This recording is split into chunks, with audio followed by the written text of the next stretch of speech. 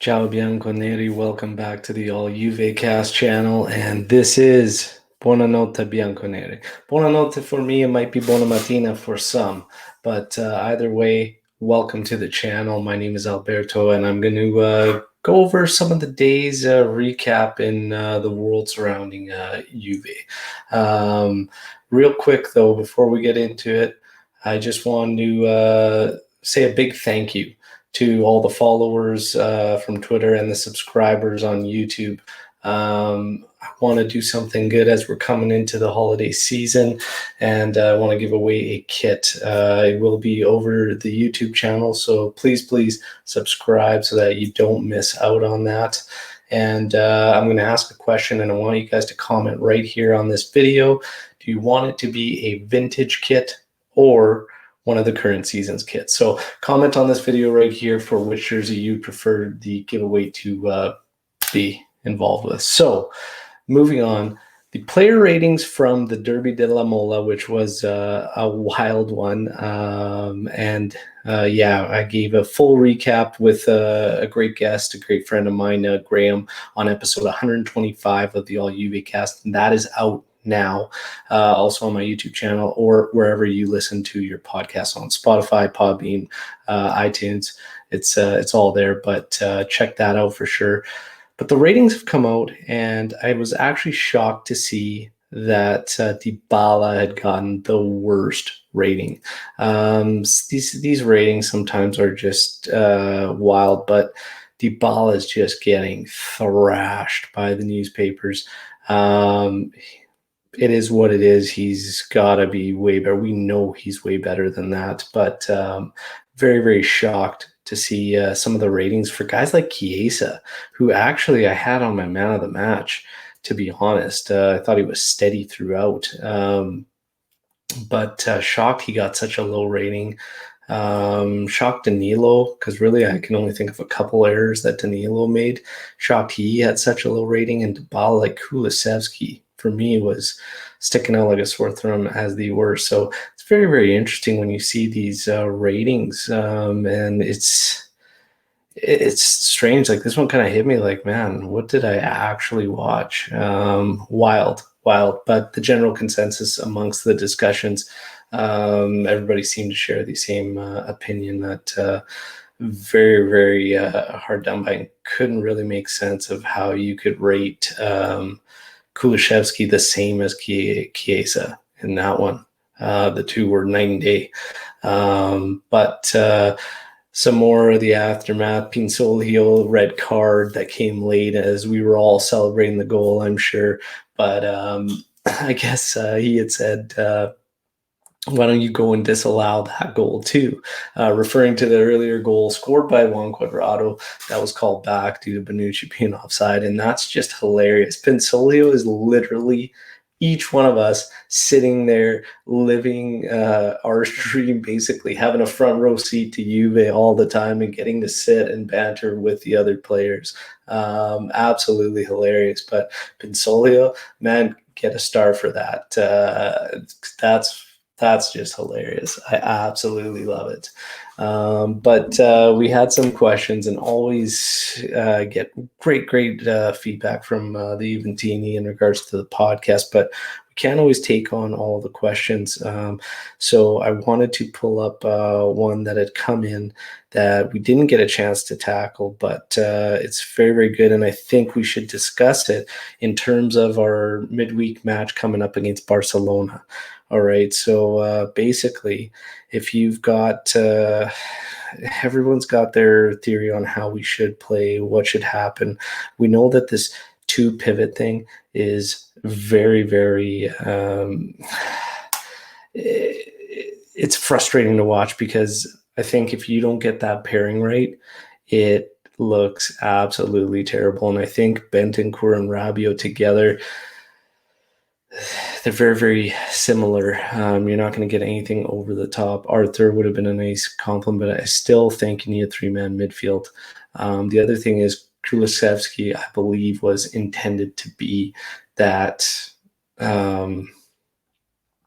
creative Okay, he was supposed to be that creative midfielder in there playing slightly ahead of those two. It just wasn't working out, and he just fell flat on his face in that match. And he literally did that a couple times. But Chris from Wakefield writes in, midfield two isn't working, and it's not going to work midweek.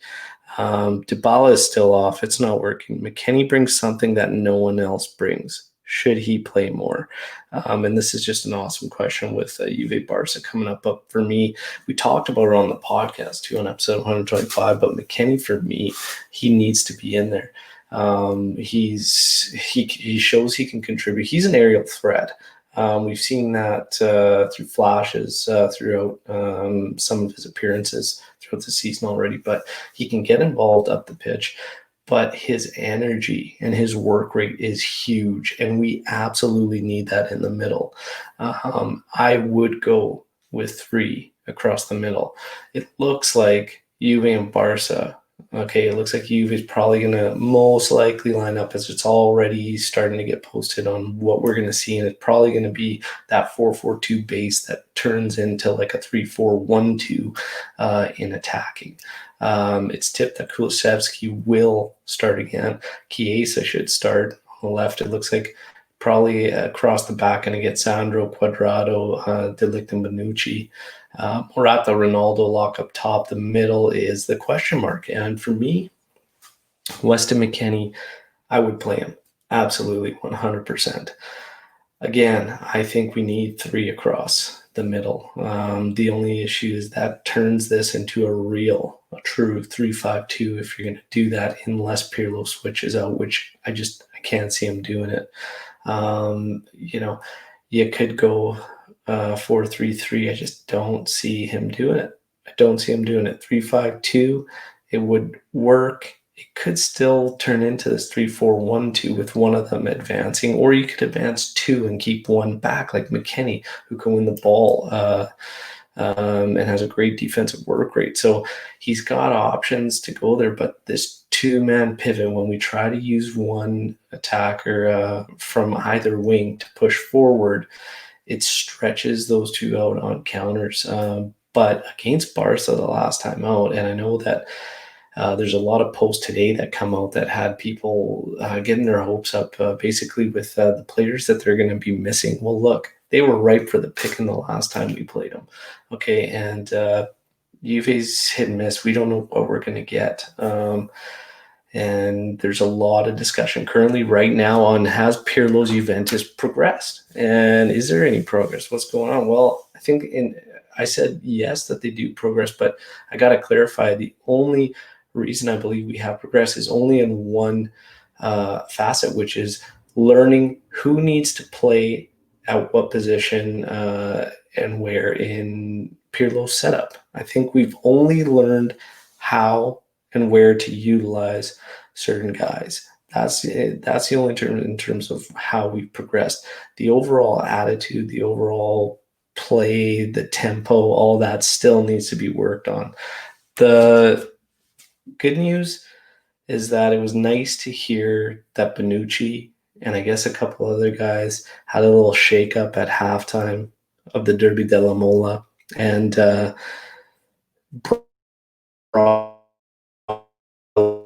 attitude back in. And it was nice to hear Pirlo speak to this for Juventus, that we cannot go out there and have these performances where we are flat with no attitude, and that's just not what Juve is all about. So that was a positive. Is it going to be the turnaround? And everybody's thinking back to that one season where Pirlo himself scored that winner late against Torino that turned that season around. And I seriously hope so. I hope it is the turning point. But, I mean, here's another test game. Okay, here's another test game. Because Torino could be relegated this season. And that's another question. Do you think Torino's going to get relegated? They're sitting in a relegation spot right now. And they look terrible. And we make teams look good. And the last time we played Barca, they were missing a lot of key guys. And, man, I don't know. They owned possession, and we were simply passengers. Okay, we were just passengers going for a ride in that one. I need to see Juve fight from the first whistle to the final whistle, which is something that Bonucci spoke to also after that shakeup at halftime. So, yeah, let's see. I want to hear from all you Juventine. I want to hear how you would line Juventus up. Okay, how would you line Juve up against Barca? I want to hear how you line them up. I want to hear what your thoughts are if this is going to be the turnaround and what you expect out of this match versus Barcelona coming up on Tuesday.